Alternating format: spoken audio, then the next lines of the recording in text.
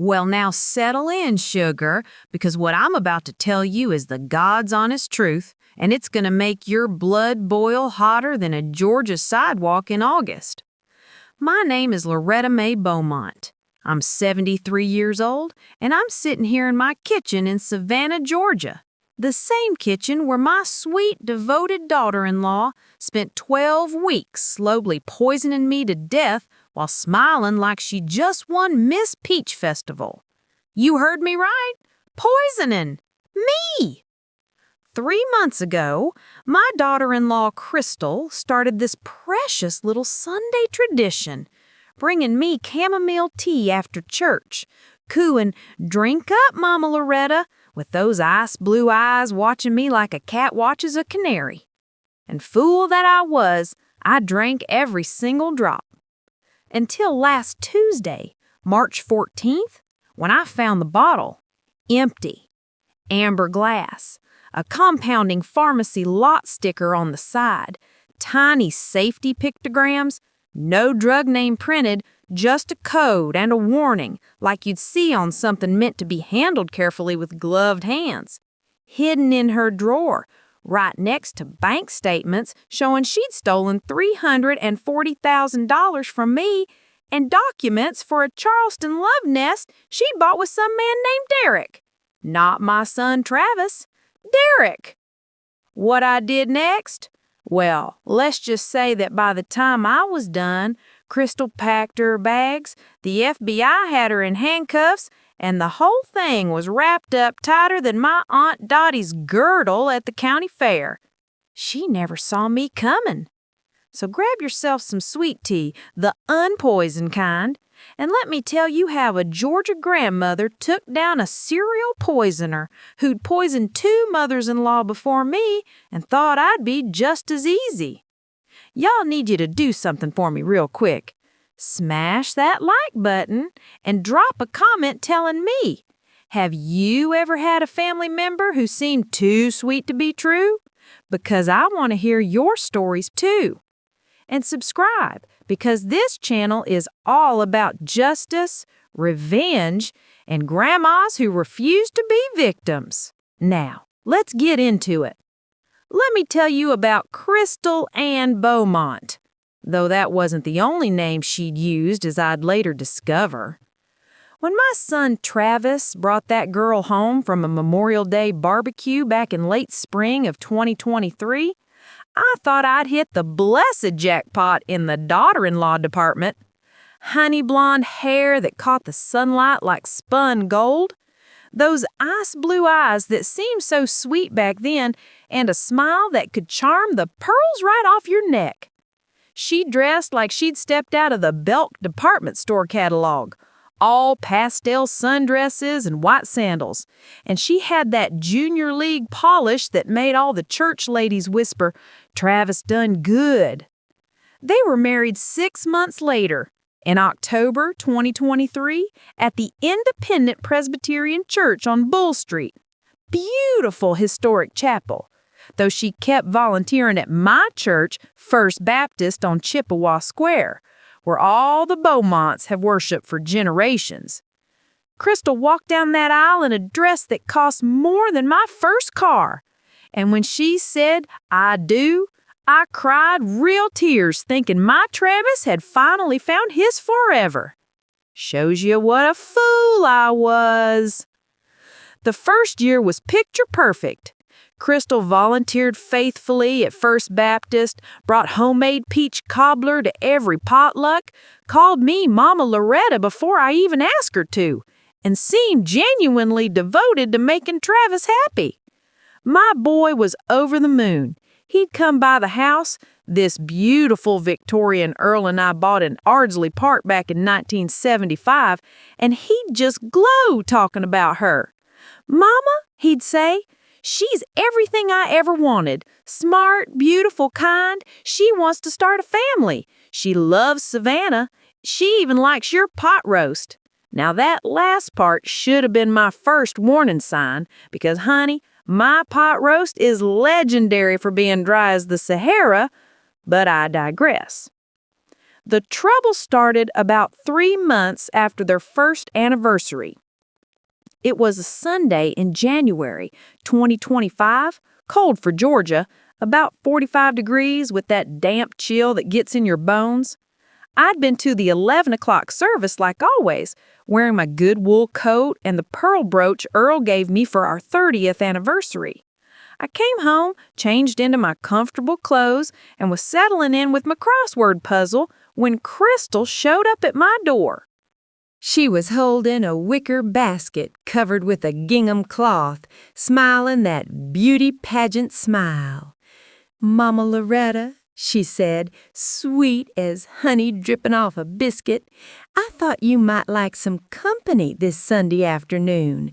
Travis is working that shift at the Ford dealership, and I just made a fresh pot of chamomile tea. Can I come in?" Now, what kind of Southern woman turns down company and tea? I invited her right in, delighted as could be. We sat at my kitchen table, the same oak table Earl built with his own 2 hands in 1978, and she poured us both a cup from her thermos into my grandmother's china teacups, the ones with the tiny roses around the rim. "This is so special," she said, pushing my cup toward me. "It's a family recipe. My grandmother used to make it. Drink up, Mama. It's good for your constitution." I should mention something here, y'all. I was never much of a tea person. Give me black coffee strong enough to strip paint and I'm happy. But Crystal seemed so pleased with herself, so eager to share this tradition, that I drank it down without complaint. It tasted like chamomile, nothing unusual, maybe a slight bitter aftertaste, but I figured that was just how her grandmother made it. "That's lovely sugar," I told her, and her smile got even wider. "Oh, good," she said, those ice blue eyes watching me. "I'm so glad you like it. I think we should make this our tradition. Every Sunday after church, I'll bring tea and we can visit, just us girls." And that's exactly what we did.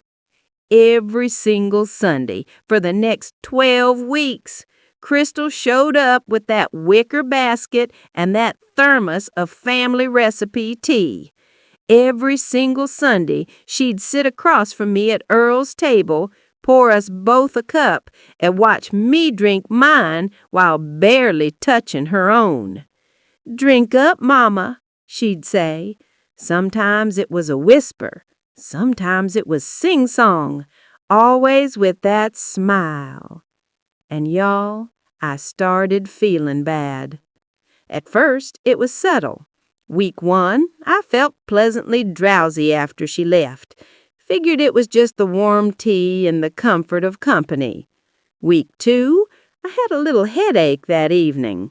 Week 3, my stomach felt queasy at supper time. By week 4, I was exhausted, bone-deep tired in a way I hadn't felt since I had pneumonia back in 2003. Dr. Patterson over at St. Joseph's Hospital ran every test in the book, blood work, CT scans, the whole 9 yards.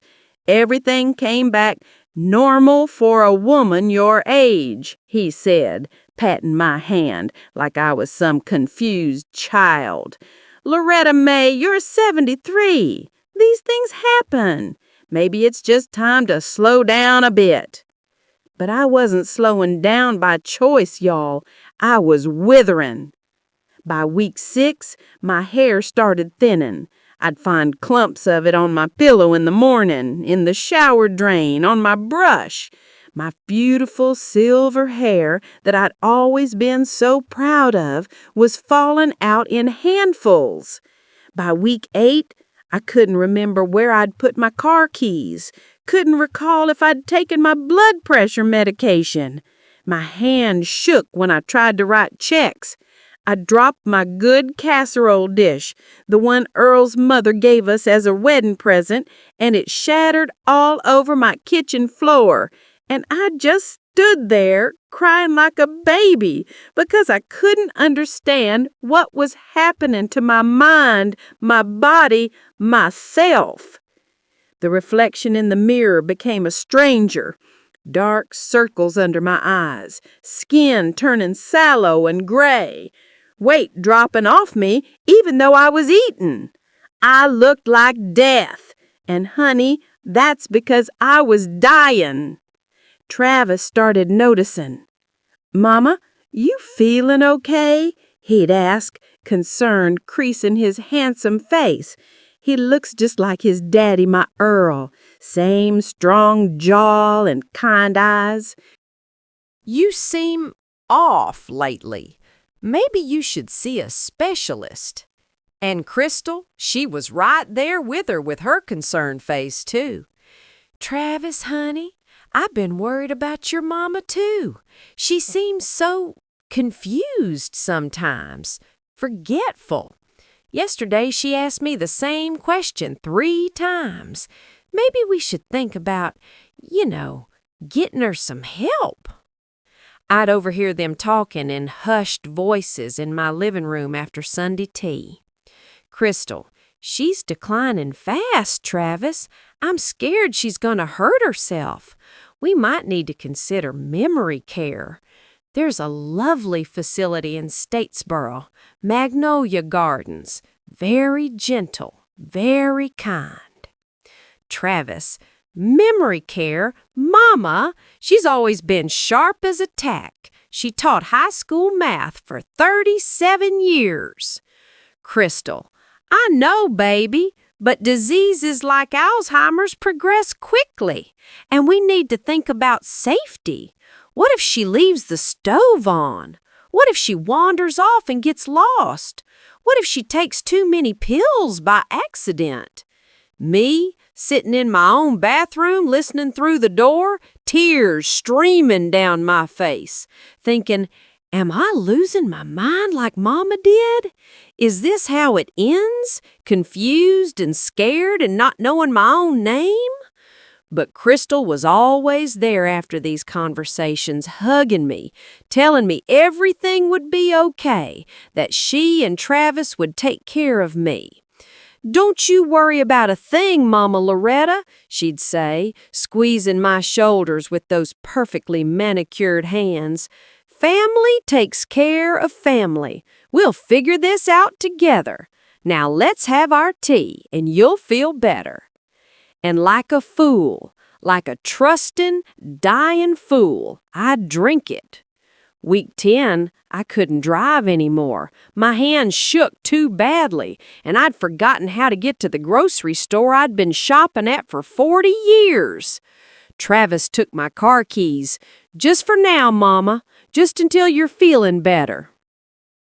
Week 11, Crystal brought over a power of attorney form, said it would make things easier for everyone if she could help manage my bills and appointments since I was having such trouble remembering things. I signed it in a fog, barely understanding what I was doing. Week 12, I couldn't remember my middle son's birthday. Couldn't remember what year Earl died. Couldn't remember if I'd eaten breakfast or if it was morning or afternoon. That was the Sunday before last. And then, last Tuesday, March 14th, a day like a brand, I went looking for my pearl earrings, the ones Earl gave me at our 25th anniversary dinner at the old Pink House downtown. I wanted to wear them to church. I needed to wear them. They made me feel like myself, like the woman I used to be before this fog rolled into my brain. I looked in my jewelry box. Not there. Then I remembered I'd loaned them to Crystal last month for some charity gala. So I went to the guest room where Crystal kept some of her things. I opened her drawer, and there, tucked under a pile of silk scarves, I found it. The bottle, small amber glass, the kind you'd get from a compounding pharmacy. But there was no drug name on the label, just a pharmacy lot code and batch number. I picked it up with trembling hands that had been shaking for weeks now for reasons I was about to understand. Empty. Completely empty. Something about it felt wrong, felt dangerous. The world tilted sideways, y'all. I had to grab the dresser to keep from falling. My heart was hammering so hard I thought it might burst right through my chest. My vision went spotty. My mouth went dry. Something was very, very wrong here. The fog in my brain cleared like someone had thrown open windows in a stuffy room. Every instinct I had was screaming. And y'all, in that moment, I knew exactly what I had to do. I had to keep looking. Now, I need y'all to understand something about Loretta Mae Beaumont. I wasn't born yesterday, and I sure as hell wasn't raised to be helpless. My mama taught me 3 things: how to make biscuits from scratch, how to pray without ceasing, and how to spot a liar from 50 paces. And standing there in that guest room with that suspicious bottle in my hand, I knew I was dealing with a liar of Olympic proportions. So I did what any self-respecting Southern woman would do. I tore that room apart like a tornado through a trailer park. I was systematic about it, mind you. Started with the dresser drawers, moving from top to bottom. Under the scarves, I found a manila folder. Inside that folder? Well, honey, that's when this story went from bad feeling to full-blown nightmare. Bank statements. My bank statements. First Citizens Bank, account ending in 4739. The account that Earl and I opened in 1972. The account that was supposed to have about $400,000 in it from Earl's life insurance, my teacher's pension, and 50 years of careful saving. I sat down on the bed and started reading, my hand shaking again, but this time from pure, unleashed fury.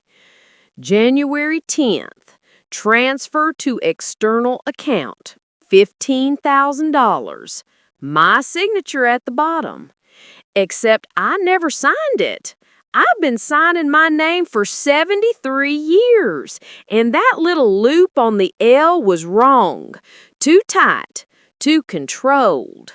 February 3rd, transfer to external account, $22,000. My forged signature again.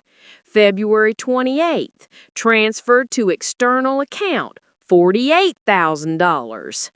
March 1st, transfer to external account, $85,000. March 8th, transfer to external account, $170,000. I did the math in my head, even through the rage making everything go red at the edges. $340,000. Gone, stolen, transferred to an external account while I was too busy shaking and forgetting and dying to notice.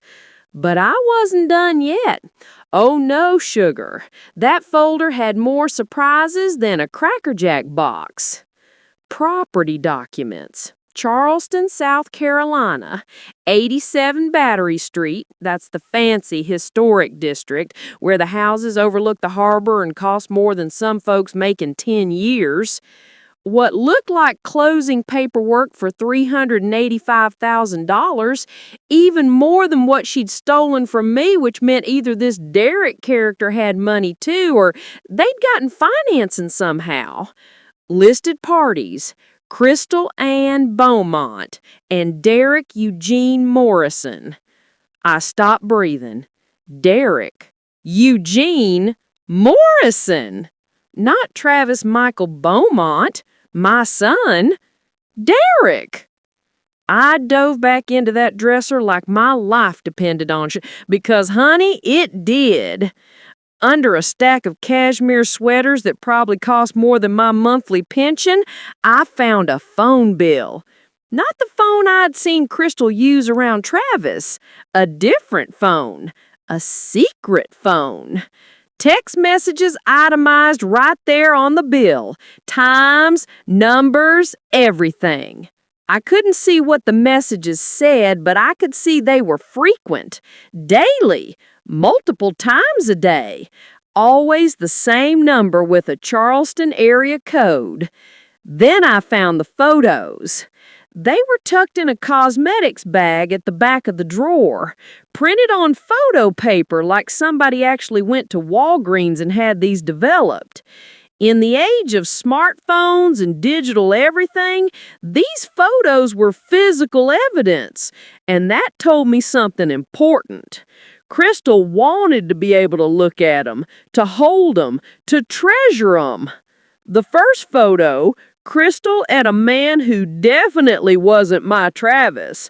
Tall, maybe late 30s, dark hair, wearing an expensive-looking suit. They were at Magnolia Plantation outside Charleston, standing under one of those gorgeous old oak trees dripping with Spanish moss. His arms were wrapped around her waist. Her head was tilted back laughing, the kind of laugh that comes from deep in your belly, genuine joy. I flipped it over. Someone had written on the back in Crystal's loopy handwriting, "Derek and me, forever starts now. Heart, November 2024. November 2024. That was 4 months ago. Just a few months after their first anniversary. The second photo. Same man, Derek presumably, and Crystal on what looked like a yacht. Champagne glasses raised, sunset in the background, Crystal wearing a bikini that left nothing to the imagination, and a smile that said she didn't have a care in the world. The third photo. The Charleston house. That beautiful, historic home on Battery Street. Crystal standing on the front porch holding keys, that same man standing behind her with his hands on her shoulders. On the back, Our New Beginning, March 2025. March. This month.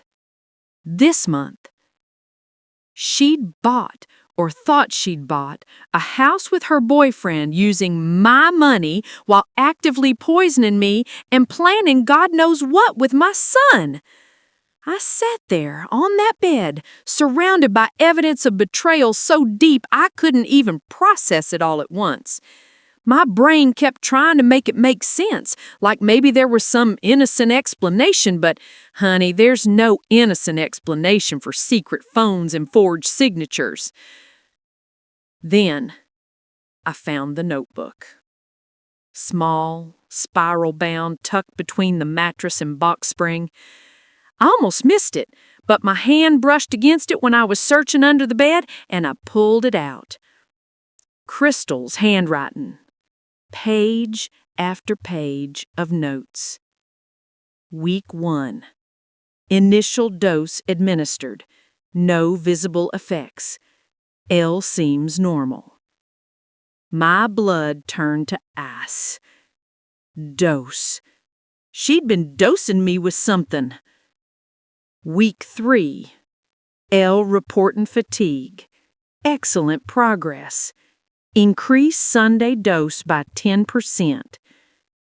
Week 5. L showing confusion, memory issues. Travis is concerned. Suggested memory care. He's receptive. Week 8. L signed POA. Travis present, but distracted by work. Document filed at courthouse. All accounts now accessible. Week 10.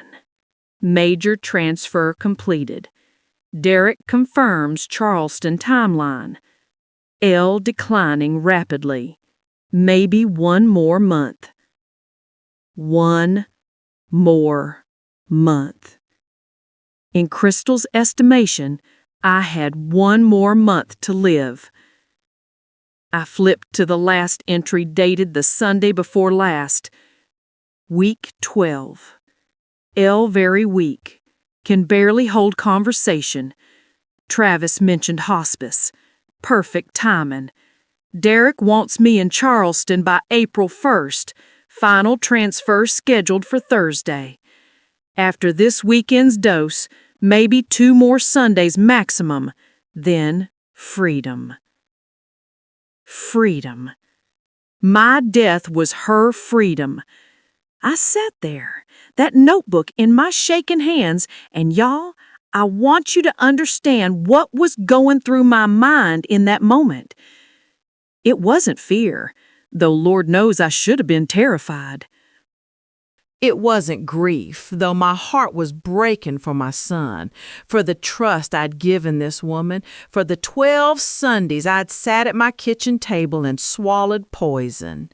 It was rage, pure, cold, calculating Southern woman rage that runs deeper than the Savannah River and twice as dangerous. Crystal thought she was smart, thought she'd found an easy mark in a lonely widow with money and a trust in nature, thought she could smile and pour tea and watch me die while she ran off into the sunset with her boyfriend and my life savings. But here's what Crystal didn't know about Loretta Mae Beaumont. I taught high school mathematics for 37 years. I can calculate compound interest in my head and spot a statistical anomaly from a mile away. I survived raising 3 boys in the South during integration, Vietnam, and the AIDS crisis. I buried my husband of 43 years and didn't fall apart because falling apart wasn't an option when you have sons to raise and bills to pay. I beat breast cancer in 2009, lost all my hair, and showed up to teach algebra the day after my last chemotherapy session because my students had finals and I'd be damned if some cancer cells were going to make me let them down. And Crystal actually thought she could poison me into submission? Oh, sweet summer child, you precious stupid little girl. I pulled out my iPhone, the one Travis insisted I get last year so we could FaceTime, and I did 3 things. First, I took pictures. Every single document, every photo, every page of that notebook, the bank statements, the property papers, that suspicious pharmacy bottle. I took so many pictures, my phone storage almost filled up. Second, I called my nephew. Jake Thompson, my late sister's boy, sheriff of Chatham County, the kind of man who still calls me Aunt Loretta and shows up to Sunday dinner even when he's working double shifts. Jake, honey, you okay? I need you to come to my house right now. Don't call first. Don't tell anyone. Just come. Use the back door. And Jake, my voice didn't shake, not one bit.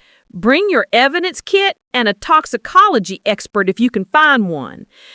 Third, I put everything back, every single piece of paper, every photo, every page of that notebook, the bank statements, the property papers, that suspicious pharmacy bottle. Because here's what Crystal also didn't know. I watch a lot of crime shows. Dateline, 48 Hours, 2020, and I know that you don't just confront a poisoner and hope for the best. You build a case. You gather evidence. You set a trap. And you make damn sure that when they fall hard. Jake showed up 20 minutes later, letting himself in through the back door like I'd asked. One look at my face and he went from concerned nephew to full sheriff mode. Aunt Loretta, what's going on? I handed him my phone with all the photos. Jake, baby, my voice steady as bedrock, my daughter-in-law has been poisoning me for 3 months. She's stolen $340,000 from me. She's got a boyfriend in Charleston, and according to her notebook, I've got maybe 2 more Sundays before she kills me dead. Now, I need you to tell me something very important. Jake's face had gone from tan to sheet white while scrolling through my phone. Jesus Christ, Aunt Loretta! Can we arrest her right now, or do we need to catch her in the act? And that, y'all, is when my nephew, the sheriff, said 5 beautiful words that would change everything. We need to catch her dirty. Within 2 hours, my kitchen looked like the set of a spy movie. Jake had made 3 phone calls right there from my living room. First to the FBI field office in Atlanta. Turns out when you've got interstate wire fraud, stolen money, crossing state lines, and evidence suggesting multiple victims, the federal government gets real interested real fast. Second, to Detective Morris Chen, Jake's partner for 15 years. Third, to Judge Patricia Whitmore for an emergency warrant. By 4:30 that afternoon, Judge Whitmore had signed an emergency restraining order freezing all my bank accounts and authorizing surveillance equipment in my home. Agent David Park from the FBI's Tech Division, young kid, maybe 30, with hands that move faster than hummingbird wings, installed cameras so small you'd need a magnifying glass to spot them. One in the light fixture above my kitchen table, one in the frame of Earl's picture on the mantel, and one in the clock on my wall. "Mrs. Beaumont," Agent Park said, his voice respectful in that way young people get around their elders, "these cameras are motion-activated and feed directly to our surveillance van. We'll be parked 3 houses down. You'll never be alone." Then came Agent Monica Reeves, mid-40s, sharp as a razor blade, wearing a pantsuit that meant business. She sat down across from me at that oak table, the same table where Crystal had been poisoning me, and laid out the plan. "Loretta," she said, and I appreciated that she didn't call me ma'am like I was some fragile thing. "I need to be straight with you. What we're asking you to do is dangerous. We believe Crystal is killed before." "Killed before?" My voice came out strangled. "You mean those weren't just theories in her notebook?" Agent Reeves opened a file folder. Inside were 2 photos of women, both elderly, both with kind faces and gray hair. Martha Montgomery, age 68, Knoxville, Tennessee, died March 2017, listed as heart failure. Her son, Robert, had married a woman named Crystal Winters 6 months prior. After Martha's death, Robert inherited $180,000. Crystal divorced him 3 months later and disappeared with half the money. I stared at those faces. 2 mothers who'd probably loved their sons. 2 mothers who'd welcomed Crystal into their families. 2 mothers who were dead. Both bodies were cremated quickly. No autopsies, no evidence. Both sons filed police reports after the fact, claiming their mothers had been poisoned, but without bodies, without proof. She spread her hands. Crystal walked away clean both times. She's been using different variations of her maiden name, Winters, along with her married names. "But not this time," I said, and my voice didn't shake, not one bit. "Not this time," Agent Reeves agreed, "because this time we know what she's doing while she's doing it. This time we've got her notebook, her pattern, her motive, and most importantly," she tapped the table, "we've got you, alive, willing to testify, willing to help us catch her." Jake leaned forward. "Aunt Loretta, here's the plan. Tomorrow is Thursday. Crystal's notebook says she's planning her final big transfer. Judge Whitmore's order already froze your accounts. She won't be able to move any more money, but she doesn't know that yet. Sunday, she'll come for tea like always." Agent Reeves picked up the thread. "We'll wire you. You'll invite her in, let her make the tea exactly like always. But here's the trick." She pulled out a small vial of clear liquid. "We're gonna switch your cup. This is harmless saline solution mixed with bitter herbs. Looks like tea, tastes close enough, won't hurt you. But she'll think you're drinking the poison." "And then?" I asked. "Then you get her talking," Detective Chen said, speaking for the first time. "You found something. You're confused. You want to understand. You play the confused old lady she thinks you are, and you get her to confess on tape." Agent Reeves's eyes were hard as flint. "Can you do that, Loretta? Can you sit across from the woman who's been killing you and act like you don't know? Can you drink that tea and smile?" I thought about Martha Montgomery, about Patricia Hayes, about two mothers who didn't get justice. I thought about my 3 sons, about my grandchildren who deserved to know their grandmother wasn't killed by some gold-digging murderess. I thought about Earl, my husband of 43 years, and how he'd raised me to be strong. "Honey," I said, looking Agent Reeves dead in the eye, "I taught hormonal teenagers algebra for 37 years. I can act my way through anything." Agent Reeves smiled, a real smile this time. "There's one more thing you should know. That Derek Morrison, he's one of ours." I blinked. "Come again?" "FBI Special Agent Derek Morrison, my partner, actually. He's been undercover for 8 months investigating Crystal after Patricia Hayes' son filed a federal complaint.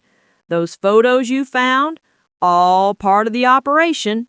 The Charleston house, it's owned by an FBI shell company, Battery Street Holdings, LLC. That deed in Crystal's folder was a staged closing packet we created. She thinks she owns it jointly with Derek. She's never made a real recorded purchase. We couldn't let her actually take title with a federal agent's name on it. That would be career suicide for Derek and compromise the entire investigation." My head was spinning. So this whole romance, all fake, all an act. Derek's been wearing a wire for months, documenting everything. But we couldn't move without concrete evidence that she was actively trying to kill you. The other families couldn't prove anything.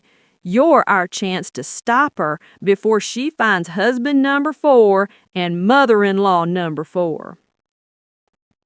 The next 3 days were the longest of my life. Friday, Crystal called, all sweetness and concern. "Mama Loretta, just checking on you. You sound tired. Make sure you're resting up for Sunday." I played my part perfectly, confused, weak, grateful for her concern. "Oh, honey, I will. You're such a good daughter to me." Saturday, I practiced with Agent Reeves. Over and over, we rehearsed the conversation. How to guide Crystal toward confession without being obvious. How to react if she got suspicious. How to signal Jake and the team if things went wrong. They fitted me with a wire so thin it looked like a necklace chain. The microphone was hidden in a small pendant that looked like a simple gold locket, the kind of thing a grandmother would wear. "Your panic button," Agent Park explained, showing me a small device disguised as watch, "is right here. Press it once if you need us immediately. Press it twice if everything's fine but you want us on standby." Saturday night, I didn't sleep. I lay in my bed, the bed I'd shared with Earl for 40 years, and I prayed for justice. For those 2 mothers who came before me, for my son Travis, whose heart was about to break, for myself, because even though I was angry, I was also terrified. Sunday morning dawned clear and beautiful. Perfect Savannah spring weather, 72 degrees, azaleas blue and pink and white all down my street, church bells ringing from First Baptist. I got dressed in my Sunday best. A soft blue cardigan that hid the wire perfectly. My good pearls, the real ones, not the ones Crystal had borrowed. A little lipstick, because even when you're catching a murderer, presentation matters. At 10:45 a.m., Jake texted, "We're in position. 3 houses down. FBI van. You've got this, Aunt Loretta."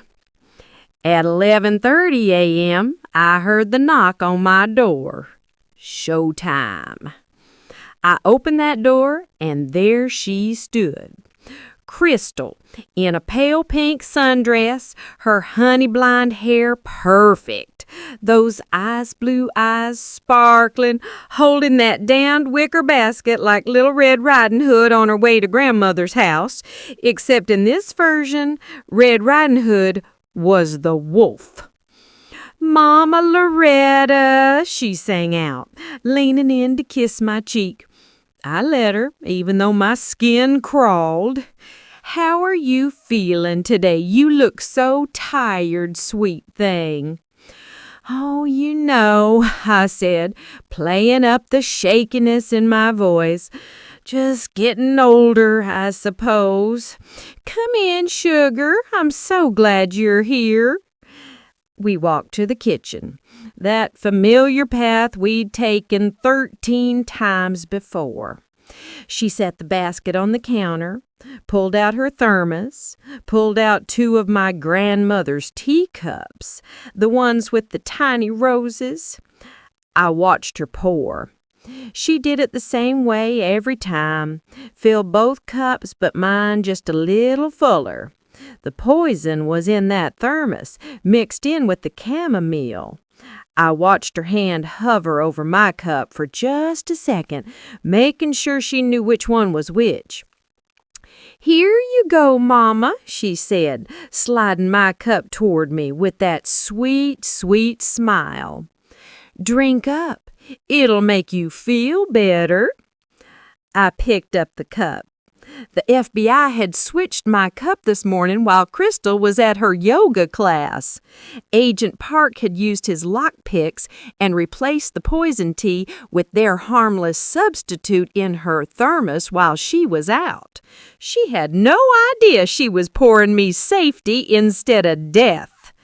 I raised the cup to my lips, took a small sip. It tasted like chamomile. Agent Reeves' fake tea was perfect. I said, "That's lovely, Crystal. Your grandmother's recipe really is special." Crystal's smile widened. She barely touched her own cup, just like always. "You know, I was thinking," she reached over and patted my hand, "we really should talk about your health situation. Have you given any more thought to that memory care facility we discussed?" Here we go, I thought. Time to reel her in. "Actually, honey," I said, setting my cup down with a trembling hand, not entirely an act, "I've been meaning to talk to you about something. Something's been bothering me." Her eyes sharpened just for a second. "Oh, what's that?" "Well, I was looking for my pearl earrings last Tuesday. You remember, the ones Earl gave me? And I went to that guest room where you keep some of your things, and—" I let my voice trail off, confused and uncertain. Krista went very, very still. And I found the strangest thing, a little bottle, amber glass from a pharmacy. It didn't have a drug name, just some code numbers. I can't quite remember exactly, but it seems so unusual. Do you know anything about that?" The temperature in the room dropped about 20 degrees. Crystal's smile stayed frozen on her face, but her eyes, Lord, those eyes went from ice blue to glacier cold. "A bottle? Mama Loretta, I think you're confused. That memory fog we talked about?" No, I'm sure I saw it," I insisted, playing the befuddled old woman to perfection. "It was right there in your drawer, under your scarves, right next to some papers. Bank papers, I think, with my name on them and some photos of a house." Crystal stood up slowly. The mask was cracking. I could see it happening in real time, like watching ice break on the Savannah River. "Mama Loretta," she said, her voice still sweet, but with an edge now, like honey poured over broken glass. "I think you're having one of your confused spells. Why don't you drink some more tea? It'll help clear your head."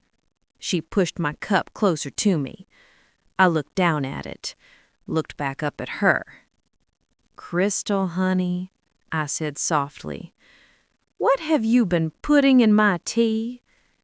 The silence that followed could have shattered diamonds. Okay, pause for just a second. If this story has you invested, hit that like button and subscribe because I post stories like this every week, and trust me, they just keep getting better. Comment below, what would you have done in my situation?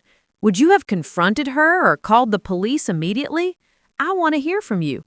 All right, back to Sunday morning and the trap I was about to spring. Then Crystal laughed. Actually laughed, this brittle, awful sound that had nothing to do with joy. Oh, Loretta!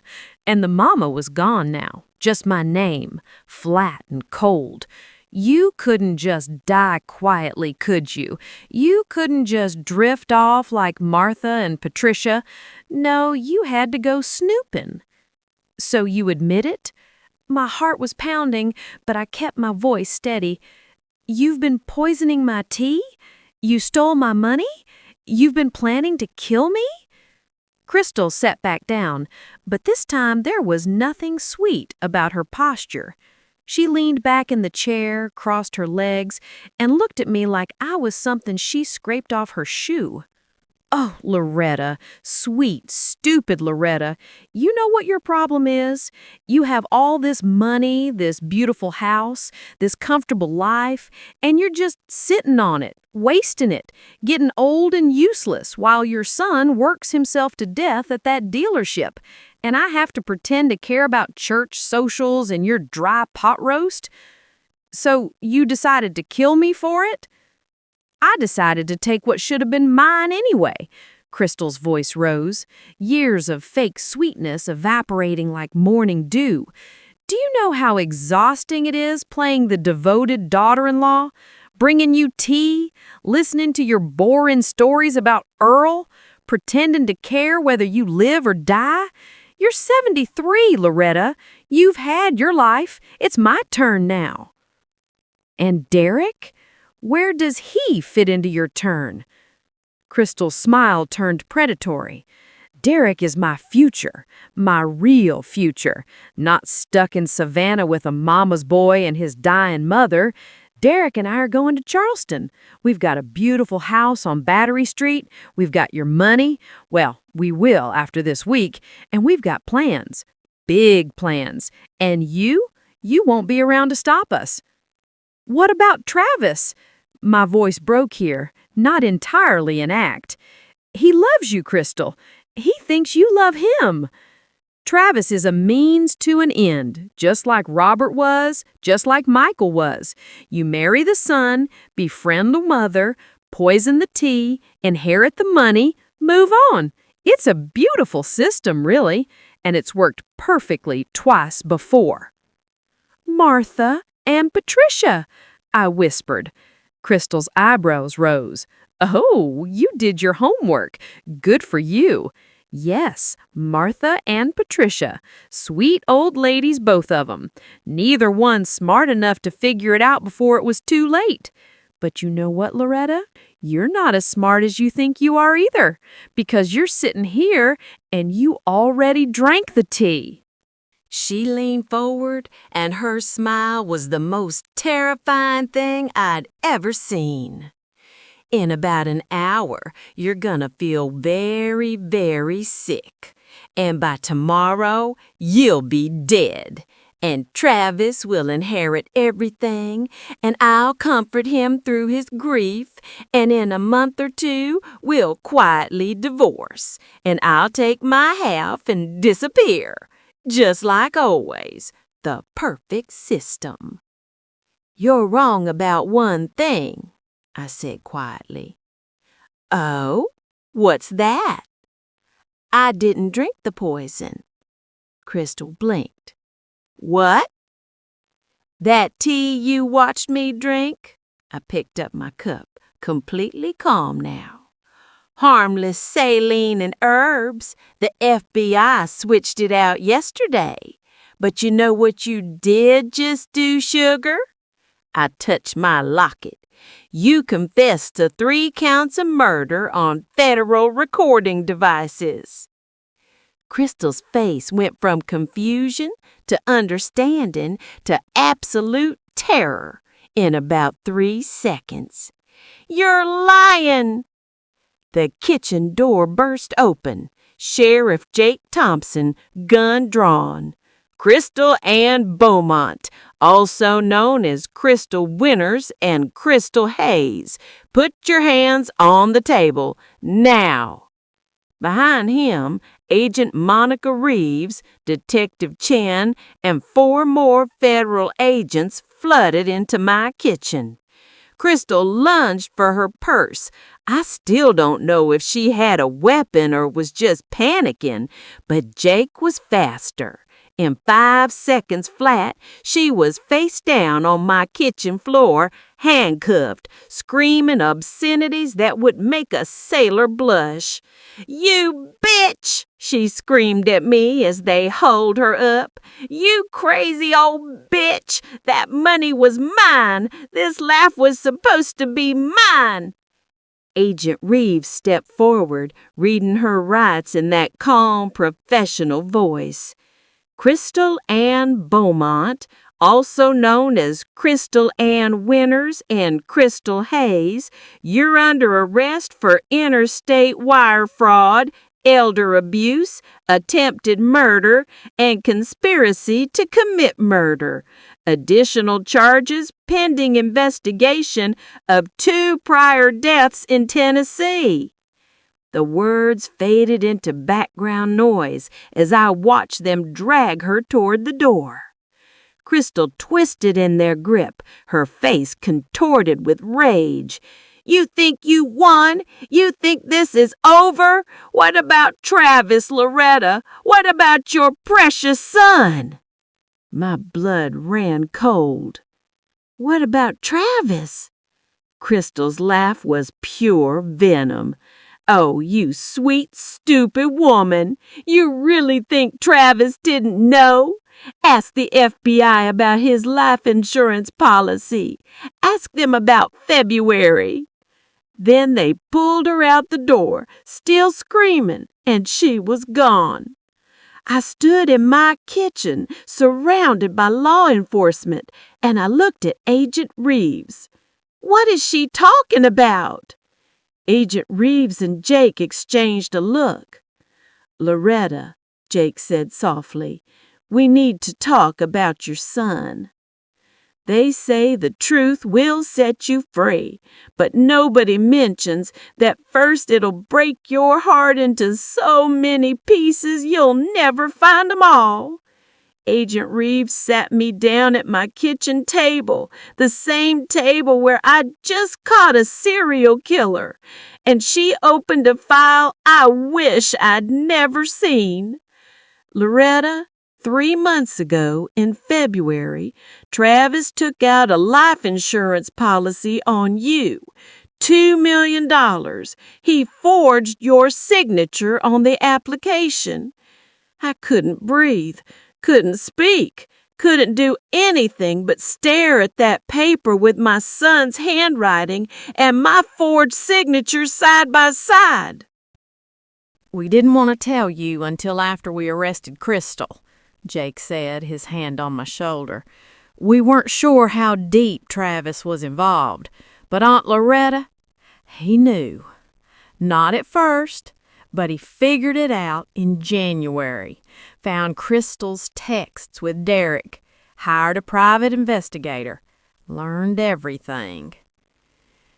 And then," my voice sounded like it belonged to someone else, Agent Reeves pulled out more papers.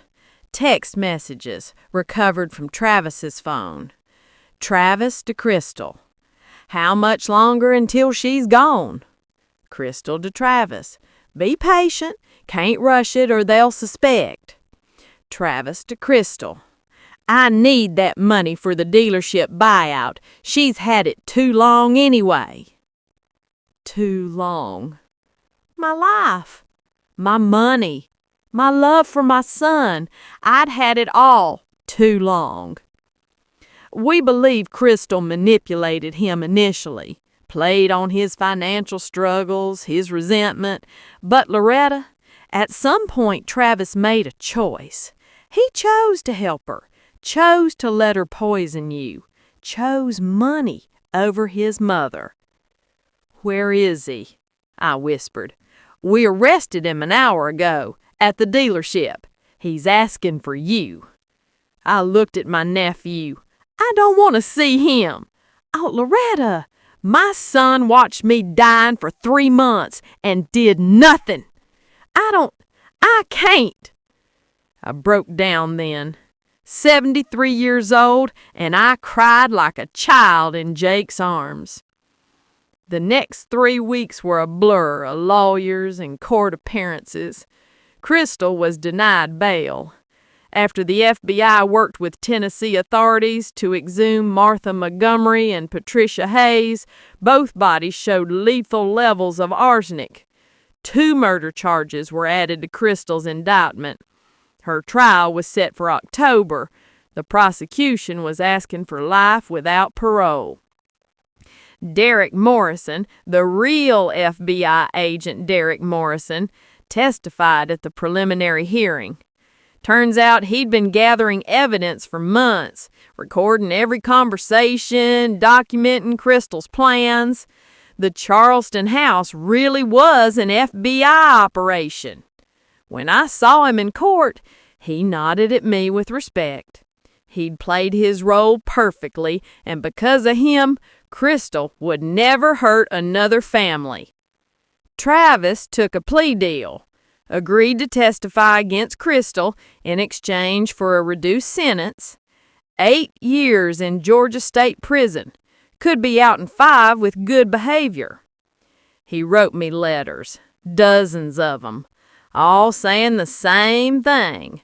"I'm sorry, Mama. She manipulated me. I was weak. I was desperate. I'm sorry, I'm sorry, I'm sorry."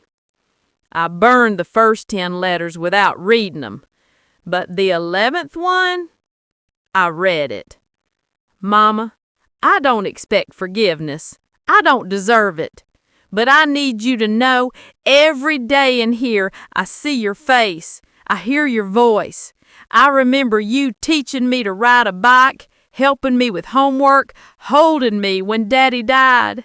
And I hate myself. I hate the man I became. Crystal didn't make me do this. I chose greed over you. I chose to watch you die. That's on me, nobody else. I will spend every remaining day of my life trying to become someone who deserves to say your name again. I love you. I'm so sorry. Your son, Travis." I sat with that letter for 3 days, cried over it, raged over it, prayed over it. Then I wrote back. "Travis, you broke my heart. You broke my trust. You broke something I don't know can ever be fixed. But you're still my son. And maybe, after you've served your time, after you've proven you've changed, after you've done the work to become a better man, maybe we can have coffee. Not tea, never tea again, but coffee. That's all I can offer right now. It might never be more than that, but it's all I have to give. Mom." I mailed it. Don't know if it's enough. Don't know if I'll ever truly forgive him. But I survived. 6 months later, I'm still here, still in Earl's house, still making my own tea on Sunday mornings. Funny thing is, I was never much of a tea person before all this happened. But now I drink it every Sunday, my own blend, my own recipe, checking that kettle 3 times before I pour. Maybe it's my way of taking back what she tried to use to kill me, taking it back on my own terms. I volunteer at the Elder Justice Coalition now. share my story with other families, help them spot the warning signs. 3 families have come forward with similar situations because of my testimony. 3 mothers who might have been poisoned, who are now safe and protected. That counts for something. Last month, the Georgia state legislature passed Loretta's Law, mandatory reporting of suspicious elderly deaths, mandatory autopsies in cases where significant financial changes occurred within 6 months of death, and stricter penalties for elder abuse. It passed unanimously. Martha Montgomery and Patricia Hayes finally got their justice. I went to one of Crystal's hearings last month, sat in the back of the courtroom and watched her in that orange jumpsuit, her honey blonde hair limp and unwashed, those ice blue eyes empty of the charm that had fooled so many people. She saw me across that courtroom, and I smiled. Not a big smile, not a triumphant smile, just a small, knowing smile that said, "You picked the wrong grandmother, sweetheart." The judge denied her motion for bail reduction. She'll stay in county jail until her trial in October. And when that trial is over, and honey, the prosecution has an airtight case, she'll spend the rest of her life in prison. She thought she was clever, thought she'd found the perfect system. Marry the son, poison the mother, take the money, disappear. Do it again and again. But she forgot something important about Southern women, especially Southern grandmothers. We don't go down easy, we don't go down quiet, and we sure as hell don't go down without a fight. So if you're watching this, if you're feeling weak or tired or confused, if someone in your life is just a little too helpful with your medications or your finances, if things don't feel quite right, trust your gut. Ask questions. Get a second opinion. Tell someone you trust. And for heaven's sake, make your own tea. Being old doesn't mean being helpless. Being trusting doesn't mean being stupid, and being a grandmother doesn't mean you can't fight back when someone tries to kill you. This 73-year-old grandmother took down a serial poisoner who'd poisoned 2 mothers-in-law before me and thought I'd be just as easy. But I wasn't easy. I was Loretta Mae Beaumont, and I'm still here, still fighting, still surviving. Still making tea every Sunday morning. My way, my recipe, my choice. And that sugar is sweeter than any revenge could ever be. Y'all, if you made it this far, you're my kind of people. Hit that like button if you believe in justice, subscribe if you believe grandmothers are warriors, and share this story if you know someone who needs to hear it. Because elder abuse happens every single day, and awareness saves lives. Comment below, #Team Loretta if this story fired you up. Tell me your thoughts. Tell me your own stories. And remember, Southern grandmothers don't go down easy. I'm Loretta Mae Beaumont, and I'll see you in the next story. Until then, make your own tea, trust your gut, and never underestimate a woman with nothing left to lose.